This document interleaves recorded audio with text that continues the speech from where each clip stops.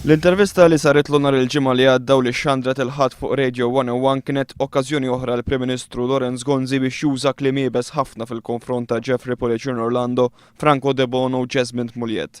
F'aktar minn okkażjoni waħda Lorenz Gonzi refera l-inkwit intern fil-Partit Nazzjonalista li fi kliemu stess il-għaddej żmien. Fil-waqt li nindirizzaw ukoll il-problemi interni tal-Partit Nazzjonalista li partiti u partit tagħna qiegħed għaddej minnhom u issa ilu għaddej minnhom perjodu ta' żmien. Fl-intervent tiegħu Gonzi semma l-laqgħa tal-ħamis li ġej tal-Eżekuttiv Nazzjonalista u qal li din se tkun laqgħa importanti ħafna. Sa tkun laqgħa importanti ħafna dakinhar sa jittieħdu ċertu deċiżjonijiet li huma marbutin ma l-avvenimenti li seħħew tal-aħħar 4 ġimgħat mod partikolari. Għat-tieni ġimgħa konsekuttiva Lorenz Gonzi ddikjara li Jeffrey Policin Orlando, Franco De Bono u Jesmint Mulliet irdu jiffaċċjaw il-konsegwenzi. Kulħadd irid ikun accountable u jerfa il-konsegwenzi tal-azzjonijiet tiegħu. Gonzi saħaq illi fuq il-mozzjonijiet li waslu għal riżenja ta' Carmen Sudbonnici u ta' Richard Kakija Karwana u bħala kap tal-Grupp Parlamentari Nazzjonalista ma kienx ta' free vote. Free vote tfisser